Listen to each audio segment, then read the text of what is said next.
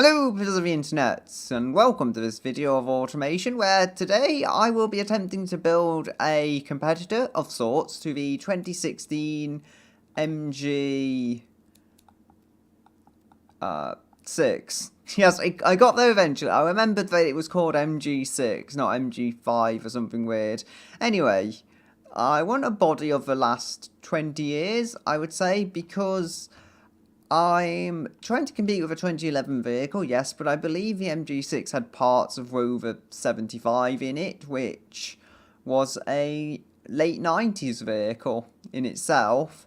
So, we're going to use the basic shape of that, but hopefully add a bit of more modern trim and stuff to bring it up to date. We have all these kinds of cars, though, and then they're not too bad, but the most appropriate I see is probably 1995 Sedan, which I guess is natural given that's essentially what the Rover 75 was, a 1990s Sedan from round about the mid-90s. Now, I'm thinking, what should we go with for panels? Aluminium is probably about standard, but we're trying to build a more discount car now, so corrosion-resistant steel should do the job. Fiberglass, no. We're not going that crazy. We're not going for a ladder either. We'll try to keep it cheap and go with a unitary construction of galvanized, perhaps. It's hard to say for me. Would it be galvanized? I'd think it would be AHS. Because again, using bits of a Rover 75. So that would have probably been a pretty premium car in its day. Whereas corrosion-resistant steel, sure, it might make sense if we're building a budget car today, but we're not just building a budget car from the ground up. It might have a floor pan from other Rovers of old. And we don't want longitudinal, it's going to be transverse, naturally, as are most cars these days, unless I can go with longitudinal front-wheel drive, like in an Audi, which I think I'll do that, actually. If it lets me, I will go with longitudinal front-wheel drive. I don't see any problem with that. McPherson struts front is a cheaper technology, so I'll go with that. Double wishbone is sportier, I would say. But is it better for comfort? Yeah, better for comfort and sportier, but then it's going to cost more. Engineering time 4.0, for example. So we won't want to do that. Solid axle coil is, I think, a little too primitive. Although, do we want full-on double wishbone? No, do we want full-on multi-link, should I say? Maybe. I think the MG6 had something like that. I can't recall. What's the engineering time? 5.33. 4.0. Trailing arm has very little for a fairly solid independent suspension cell. Trailing arm does not look bad as a budget option. Although this is going to be a strange vehicle, I think it may just work, Save a bit of money on the trailing arm, instead put the money towards the dampers or something. That way, the development money is, I think at least, better spent. I think I've used this body before, actually. Now I come to think of it. But we are using it on a more recent vehicle now. Hopefully bring it to dad car dimensions. We won't make it a full hatchback because we can't. But we'll make it some kind of saloon. Hopefully bring the front back. Even if it's going to be front engined, I don't think we'll need the hugest of front overhangs. And I personally just don't think huge front overhangs on cars look good. Oh. That'll help with the overhangs if I bring that in. Actually, Can I get this working? There we go. That should work for me. Again, it's personal taste, I guess you could say. But I like me cars to look kind of traditional, I guess. Ooh, yes, I've had an idea that everyone will hate, probably. Put weird alien Cosmo lights on it. You can lock for fixtures years, I think, that you're allowed, but I don't see much point. I mean, it's 2011, it's a modern car. Not like they couldn't make any kind of headlights in 2011. They could. Just as long as they fit in within the budget and aren't too stupid that they're going to stop sales by just looking too ridiculous for it. There we go. No, it's not quite going where I want it to go. I've had a stupid idea. If I could have a strip of chrome, or better still, can I have a chrome grille just going across like so. This car is certainly distinctive. I think we can say that much right now.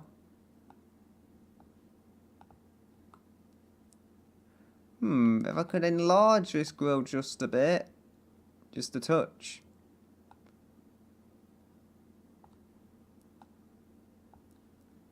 There we go. It doesn't look perfect, but I'm thinking it's coming together in some kind of way.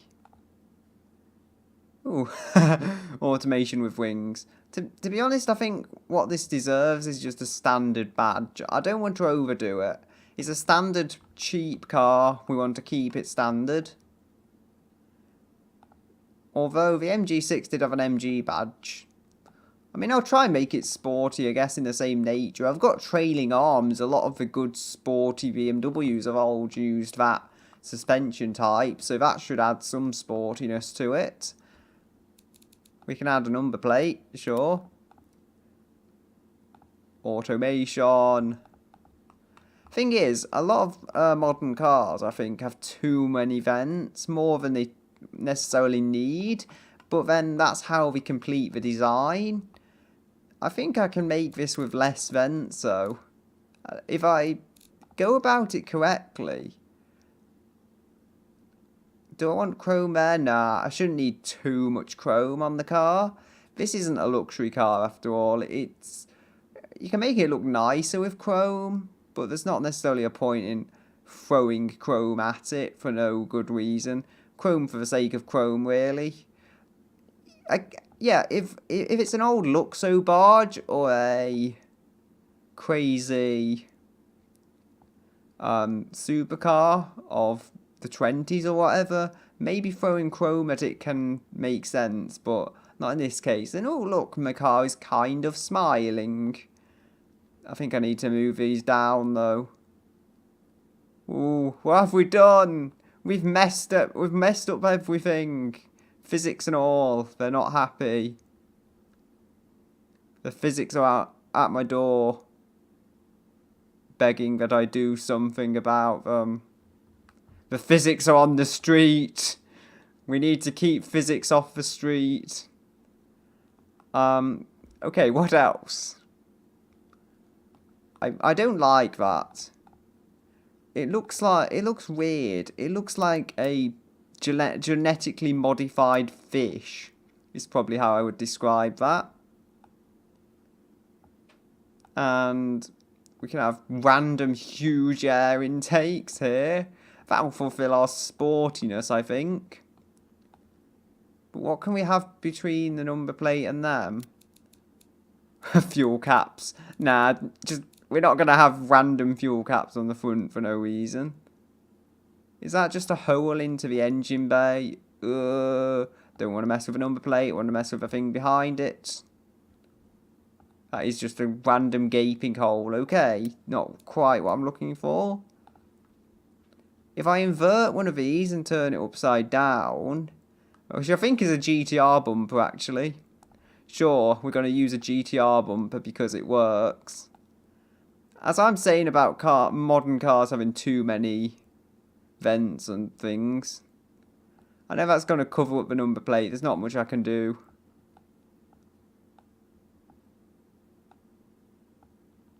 Actually, could I move the number plate down? Yeah, that kind of works for me. It's a proud thing, whatever this thing is.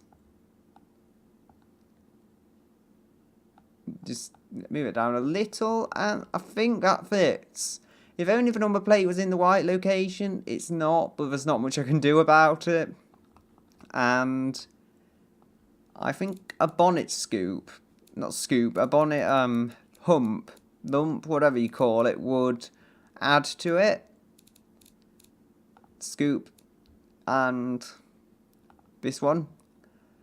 I think that would add just the edge of sportiness it needs to make it to where I want it to go. Yeah, maybe you could say it's a little overstyled, but the design works well enough. It's not horrific, at least. Given some of the designs I've made, I think I can say that's a good thing. Modify? No, we don't want to modify that. We want to make a new custom paint. New paint, so modify this. We can call this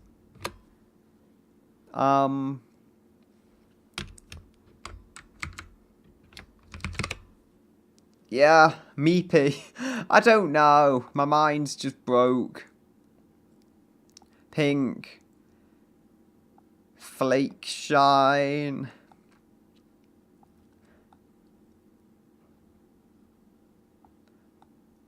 Wow, this is like... It's like one of those overly feminine cars that you just see advertising a hairdressers or something, or a makeup shop, or whatever. It's... yeah. Probably where most of these will end up, to be honest. What can we add here? We can add a fuel cap. Just randomly on the back, as they are in a lot of cars. Is that even the right side? I don't know. I think in Europe it's on the other side. Or we could pull a Mustang, but I know that's just not going to work on this car at all. Because the older Mustangs had it just right there in the middle. But we're not going to do that. I think I have an idea of where I want to take the rear lights. I'm not certain of it, but... should work. Ooh, yes, let's have some really horrible lights. Turn them upside down because trendiness. That doesn't look too bad. Actually, upside down, they look semi-good, and I didn't think I would say that, but they really don't look as bad as they ought to. To be honest, it looks a bit like a Mazda and a Volkswagen combination in all the wrong kinds of ways. But kind of works at the same time. Heard it. There we go. And we can have a handle. I think if we move that down, make it a little larger, then we can have a handle underneath it. Ah, we need some mirrors as well. Let's just slap some fairly... oh. It's got mirrors, you fool. We need an exhaust pipe. Go with only... yeah, go with one exhaust on this side. Like so. I think we can move it down a little more. I hope this handles well. That's all I can say. The handling is just a case of hope, because nothing else is going to hold it together. We have Tesla door handles. I don't think they're going to work. Stick some fairly generic ones on it, though. Oh, no. I think we want a lock boot lid thingy there. Lockable boot lid.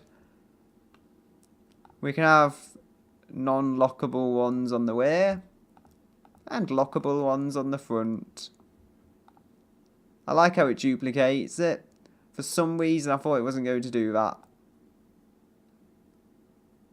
Just try and get the rotation right. I think it's because I get used to working on the front and back, where it too often doesn't duplicate things. Or does at the wrong times. Maybe they fixed some of that with the updates, because this is still an early version of the Unreal Engine version.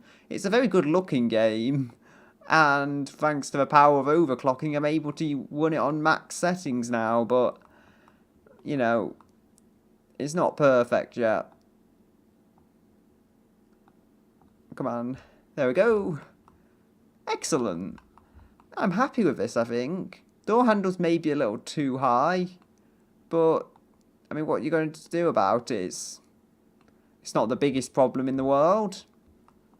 Door handles will get by somehow, and the engine will get cooled somehow.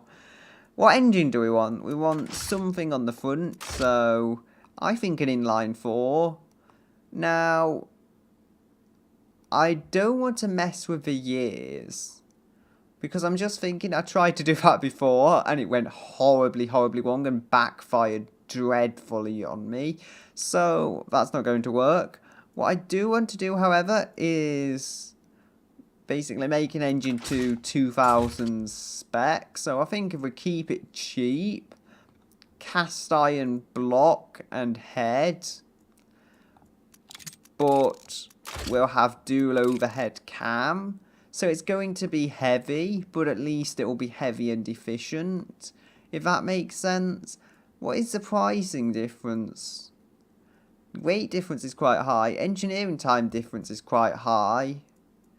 Not for block, for the head it is. And pricing, material costs, yeah, they are higher on both of them. So yes, I think for all it's worth, dual overhead cam will gain us a fairly significant amount of power, whereas head material on block material, you might gain 4 or 5 horsepower from it, but you're not going to gain any more than that. Do I want VVL? I'd say so. Why not? They had that in the 2000s, at least according to Automation, which is what I'm going by right now. We'll go with all cast iron internals to keep this thing as cheap as possible. Because, remember, although aluminium engines today would be very popular, in the early 2000s it wouldn't be as popular. Like, I can imagine an old cast iron American V8 remaining or something. So, yeah, even inline 4s back then would probably be aluminium, but we're trying to build something cheap here. We don't want to go too crazy. And you know what? For once, I think I'm just going to do it the same way it's done on the car I'm using as reference. I think I'm just going to make a 1.8 because at this point, what am I going to do better? If I try and change the size, I don't know if I will do any better. I'll have to see. If I'm making power all over the place, then maybe I'll make it bigger or make it smaller or whatever, just to see. But for now, 1.8 seems like a good starting point. I mean, it worked on that car, why won't it work on mine? Can have VVT on all cams. As I say, I'm going for the technology, but I'm cheaping out where I can on things like materials where they're not as important. The MG is a turbo. I don't think it needs to be a turbo personally, but we're going to be talking a big car, and if you want a petrol in a car of this size, you pretty much have to go with a turbo. We'll try... I think a large radiator looks a bit too much of a sport or race car thing. Medium radiator is probably reasonable for this kind of vehicle. It will restrict the power I can get out of it, though. That's my concern. What's the engineering time difference? So other than extra weight and material cost, it doesn't cost anything more to develop it, which is actually extremely interesting because given those circumstances, you know, I've saved some money on the block already. Air-to-air huge is pretty useless though. There's no need to go for a radiator that big. I've never found a use where I need it. Maybe if you're building a very extreme engine, but this is not going to be a very extreme engine. Single point electronic fuel injection, it will restrict power, but that is extremely cheap, and it's probably good for repairability as well. How much is it for this? Does it say? Material costs $336 though versus $228. You see that single point though, I think is the cheapest of all the types of injection you can get. Although my multi-point is not too much more. I think, yeah. I think given the price difference, multi-point does have a performance to go with it. But I am not going with direct injection by any means. Remember, multi-point though, even if I don't use it for the power, I can somehow change that and use it up for the efficiency. So it's definitely worth the extra money for either the power or the efficiency I'll gain from it. I'll go with a regular fuel type. Sounds about right. Or should we go with low quality? Because this, I would say this engine is going to be used in a lot of things, cars worldwide, is it? No. I don't know, regular should work. Shift up the RPM limit. Oh, it's not giving me a graph yet. I'll stick it at 7,000. It'll probably blow the engine up. But it seems like a good starting point. We'll have no bypass valves. Maybe make a smaller exhaust, unless it has to be bigger. Catalytic converter, I'll spend more there because it reduces emissions. And because the engineering time is so low, I don't know. Just go with a baffled muffler. Hope it doesn't make much noise. Oh, look at that turbo lag. I don't think I can run it right now. But I am going to make my adjustments. I've got other bits to move on though. So, where does it show the engine? It doesn't show it yet. Longitudinal front wheel drive. Shows it behind the front wheels, kind of.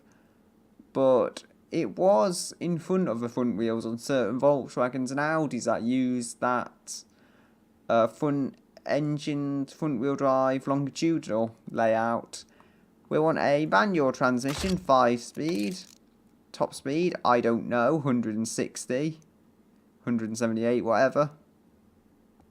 No, had 160 something. So 161 I saw. That'll do for me.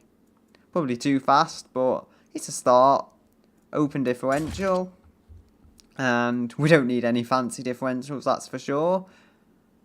The tyres can be a bit narrower by the looks of it. Like, they stick out a bit more than I would like them to. We'll go with hard long life road because it's good for economy.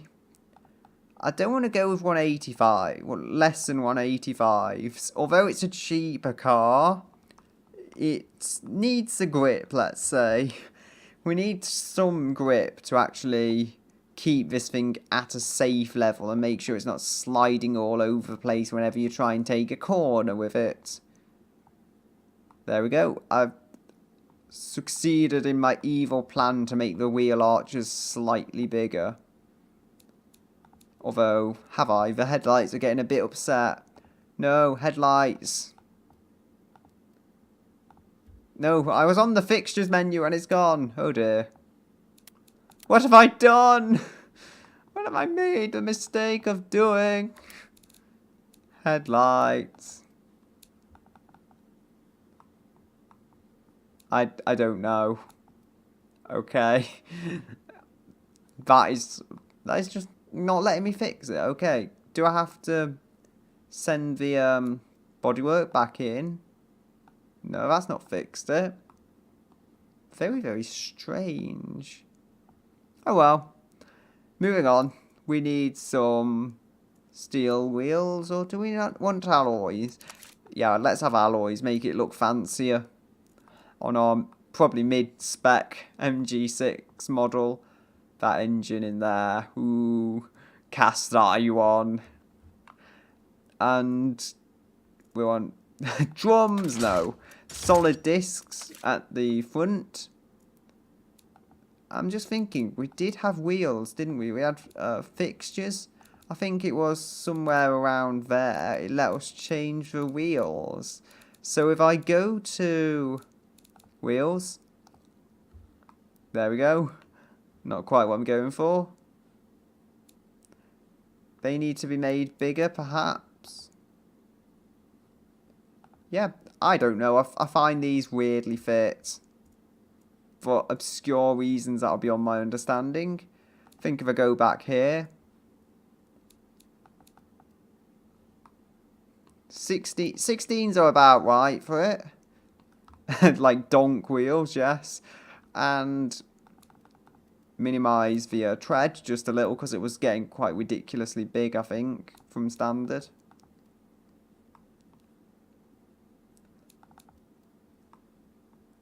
That's a bit too small. There we go. That might be something. Oh, that might be something mildly okay, although the engine still is moaning at me because it wants to explode. 180? Nah, I'll use a standard 200 for the front. I'll have drums on the rear. I won't quite have them at 160 though. I'll have 180mm drums. Ooh, fancy old technology. And they are drums because they're basic. It's a basic car, honestly. Although cars might have moved on, I have not. The rear of this car is pretty primitive, but then pretty primitive is all it needs to be, so I'm not going to bother changing that. We'll have a fully clad or semi-clad? Semi-clad is a lot better for development time, so we'll go with a semi-clad under tray. Gives us some aero though. And 5 seats, naturally. We'll have a standard interior. It's not going to be ultra basic. Basic is something like an old Land Rover Series 3, where there's just nothing on the interior at all. Whereas standard, I think, has probably the basics you need, like probably as a radio and maybe even a very basic GPS system, but not too much. We'll go with a basic CD. Yeah, basic CD as well. So we'll have a CD player to entertain people on our journeys. We can have hydraulic power steering. Probably inherited from the old car this is based on, whatever that is. Look at how big those wheels look now compared to the tyre tread. It can't be comfortable, but then hey, someone spec'd the high-end alloy wheel option. You can't blame me. Traction assists, what do we want? I'd say I don't think we need electronic stability control. I think for a basic car, traction control and anti-lock brakes will do a good enough job of helping the average user. Plus it's front wheel drive, remember, we're not talking about a rear wheel drive car, so I think that'll be fine. Electronic stability control, it'll just cut the power to the wheels and it'll make it accelerate in a far slower manner, at least theoretically on a car like this. On a performance front wheel drive you may see benefits, but not on one like this. We can have some advanced safety maybe, or standard. I don't think the MG6 was ever ridiculously safe, so standard is probably the best bet. I think it was 3 stars on NCAP, but it wasn't like a 1-star terrible thing, so I'd say standard. We can have active comfort. Yeah, as if you would actually get that kind of technology on a budget car. No, we'll go with just standard suspension, but set up for comfort. The thing won't take corners, but it's going to be comfortable at least. Or will it with those tyres? Probably not.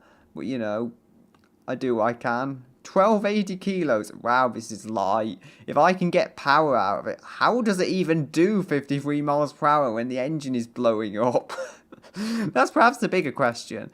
But anyway, I do need to make some final adjustments and take it around the track, and then I will return when I have done such. Okay, so here I return with the final vehicle, and as you'll see, it's slightly lower. Slightly lower because it's on sport suspension, that is. If we remove a bonnet, you'll also see it is transverse, and I've made another change. Hopefully remove the body. You still can't see it, but it's got torsion beam rear suspension, and it did have trailing arm. I've done this because I feel it works slightly better for this car, being lighter. It enables me to fit larger brakes, which weren't a very expensive upgrade, and that enables it to achieve better track performance. Why would I want better track performance on what isn't a track car? Well, case in point, beating the Tortoise Turbo, which is kind of an 80s hot hatchback, which was far quicker than it really ought to have been. You'll see here 237.13 time. Doesn't sound that impressive. It gets it with 180 horsepower, 170 sorry, my mistake, which I think is a few horsepower less than a tortoise turbo. So, you know, that's what you would expect for a newer vehicle with better technology, a similar weight probably. I think actually quite a lot more weight, but plenty of turbocharged torque. And yeah, it does get going quite well, actually. We have 73 miles per hour up there. I don't know what I'm looking at anymore. And I don't know how to describe it. It's a cheap car. The transverse layout I decided upon because it was good for economy and speed. Ultimately, in the overall coming togethers of things on this car. So that's the reason for that. Longitudinal just didn't make as much sense in the end of it. If we go with detail and statistics, we have all this. Handling and brakes is apparently not very good. Chassis and body is not too bad. And interior is average, I think it's saying. We have 10,900. We can still make a decent amount of profit and sell it for $12,000, which is pretty cheap, I think, for the level of performance you get. What I've really gone with this is the tuner kind of style. As you'll see here, if I go back, it can rev to 8600, although I think I can show it here. It only revs to 8200. Now, I could have been quite fancy and I could have tried and messed with this, but it's really just high bore and low stroke, as low as it would go and as high as the bore would go, because I wanted it to have the tunability to rev to 8600 if someone wants to remove a rev limiter, or move it, sorry, higher up and then make the power up there. They always have the option. As for the lower half of the engine, I think they call it, all cast iron still. I've not had to change that, it worked fine. So, you know, why bother messing with what works? We've got fairly middling cam profile and VVL, and quite low compression. It's how I'm making the power right now. And we've got a journal bearing. I thought ball bearing may somehow make me more power, but then I would have to put a large intercooler on, and that might also push me to, you know, spend more money with that. I don't want to do that. Medium actually makes all the power and all the economy I could need, which is very convenient, so can save a bit of size and cost there. A bit more efficient, perhaps, at the end of it all. And ball bearing reduces lag, but lag isn't too horrible as it is. That is probably partially because I'm only running 5.2 psi of boost, which isn't the hugest amount, through quite a small turbo actually. I'm sure if I show you this, it's not a big turbo by any stretch of the imagination. Very small, but it does the job, so what can I say? You could quite easily stick a bigger turbo on there if you absolutely have to, but it works as a kind of simple economy turbocharger, and I think that's just a cast iron exhaust thing there. It's a shame you can't have turbos with aluminium ones. I'm pretty sure you must have them in real life. Even though they've got to support a turbo, you could probably just thicken up the aluminium. It must be possible, right? Although for now we only have the cast iron one, and in this engine it does work just having the cast iron one. We have the same multi-point fuel injection that we had before, because it works well, and I've not seen a need to change it.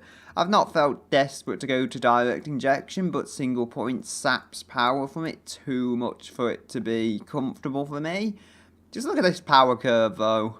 It's not perfect, but I think I've done a reasonable job of it. Torque goes to 181 and at 5200 RPM. So as with a lot of my engines, it makes a lot on the high end. That's just the way I seem to design engines. The low end is okay, although as I say, there is some turbo lag. Turbo comes on around 2700, 2600 even, I think, which is pretty good, you know, not too much lag in all that. And we've got a straight through exhaust pipe because it improves power output, honestly, and only one of them. So, exhaust pipe, did I say? I mean, muffler, really. Here we have the other statistics. This engine, if I look here, it is slightly worse for miles per gallon, but it can't be more than about 1 mile per gallon less. Can't be more than a mile per gallon less. That's a very odd combination of words. But I must be within a mile per gallon of that car, while also making a few horsepower more. I believe it's 158 from the MG, and I'm making 170. So 12 horsepower more for probably less than a mile per gallon compromise doesn't seem too bad in my mind. We were never competing with the most efficient engine here to begin with. It also looks like a limousine now it sits this low. Probably because I designed it on comfort suspension, and when I finally lower it, it's not got the sporty bodywork to go with that. I could add a front splitter and a rear wing, but it doesn't seem necessary, honestly. All the tuners can do that when they get their hands on it. Yeah, so I think I've built a good engine here, given the purpose. It's a solid 1.8. Open differential because it is still a cheap car, and it's not a specific sports car as such. It is just a high performance, mildly high performance road car. 180 horsepower in 2011, let's be honest, it's not a lot. But it's enough to make a car sportier than it would perhaps otherwise be with, say, 120 or 130 horsepower. It's a good boost over that type of engine. It is not a diesel though, so it won't have all that low-end torque that people might like from a diesel. We have one piston solid discs all around. Again, solid disc one piston weren't that much more than drums, so I just stuck them on the back as well. And it worked for getting me the performance I needed to beat the tortoise turbo, which is ultimately what I was aiming to do. I also beat another car. I forget the name of it, but it was the one just above the tortoise turbo. I beat that as well, ever so slightly. This is the faster of two ones I'm using, the 0.13. It's set at 0.15 before, and that was like 0.01 seconds faster. It's ridiculous, but still same standard interior, as you would expect.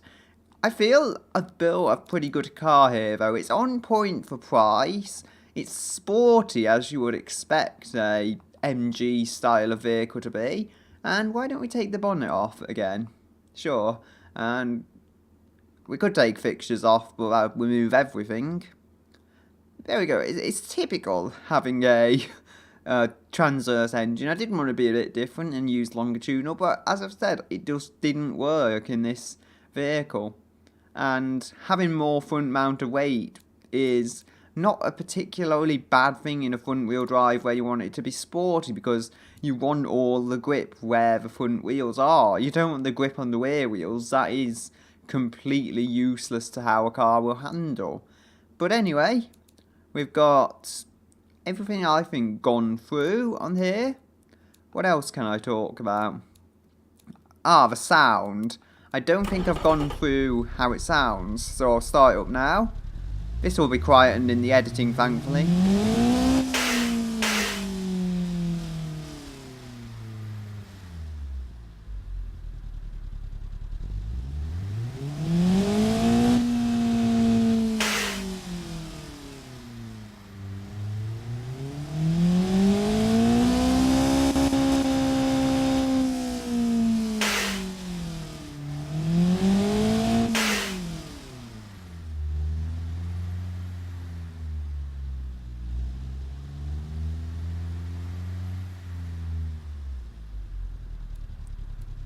There we go. So I think that is a pretty nice sounding engine if loud. You'll see the turbo gets pretty crazy at those higher RPMs, but it's fine, we'll get by. Even if the turbo isn't particularly happy, it just has airflow restriction, even though I don't believe it's any less powerful than if I did stick a bigger turbo on. Actually, I can go and prove it on the turbo itself, you see. If I do this, there's a bit of power to gain here and there, but honestly, I did it to the point before it starts losing power, so that worked for me. I wonder if I can raise the weather limiter. No, I can't, not really. There we go. 8200 RPM, and I've suddenly messed it up. I do apologise.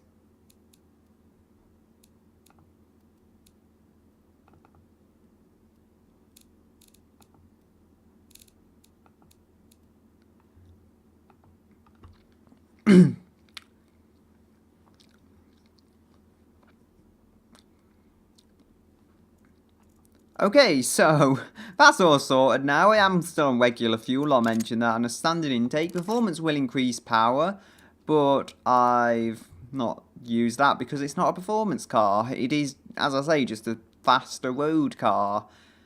I said the straight through muffler did increase power, as you'll see there, and so did this. In this particular case, it's more, probably because of how tiny the exhaust is, but it normally gives me a small increase on power, perhaps a smaller exhaust at least in this case, and I don't want to go sticking huge exhaust on this. It's not supposed to be a crazy sports car. So I've got 50.8mm. I believe that's stock. If I do 44.4, it'll suddenly lose loads of power because you need so much airflow. I can hike up the power just a little by making it bigger, but it doesn't really do much. So that's something. The gearing is quite long. That's how I get a lot of my economy, by having long gearing. And you'll see now, it's gone to 7.9, 0 to 60, which is interesting. Maybe I did something just back there and pushed it over, or under, should I say. And that is quick, because that is half a second quicker than the MG6. So, as I was saying, the extra power you're getting is in exchange for the economy in many ways. You lose the 1 mile per gallon, but you get a quicker car as a result of that, which I think most people will be willing to put up with. And that rear boot handle is going funny again. I did honestly fix that, but then I reloaded the game again and suddenly it's split into two. This is also kind of the wrong angle. I'm not sure why it's doing this, but it's fixed now. That's the important thing. No one has to worry about it again until it goes wrong. Still, I think I've rambled on for enough about this car and gone through all the details I wanted to. Not quite 170 horsepower. Oh well, who's to know? The spec sheet will say 170. So, yeah. Very nice vehicle. 1332 kilos, so it's still fairly light, not ridiculously heavy. What you want in a cheap turbo car, really. And, you know, it should have good performance because of that weight, as you would expect. But it comes up as a family sport. Isn't the family sport budget? No, just family sport, okay. Affordable, reliable and quick, which is safe and practical. Yeah, it seems to fit into that category. Same with passenger fleet. I'd say that's pretty accurate for what this car is. I can briefly look through the other countries, hopefully, and see what they see it as. Yeah, it's still a family sport. They just see it as a family. Maybe refinement isn't very high there. And I'll mention now, the engine is called 11 series because I believe K is the 11th letter in the alphabet, unless I'm mistaken there. And it's actually newer than my CPU. How is that? But then this was a monster of a CPU when it was released. Same as this is not a monster of a car when it was released, but it's probably quite good for the class. And anyway, I'm going to leave it here for now. So I'll say goodbye until another day.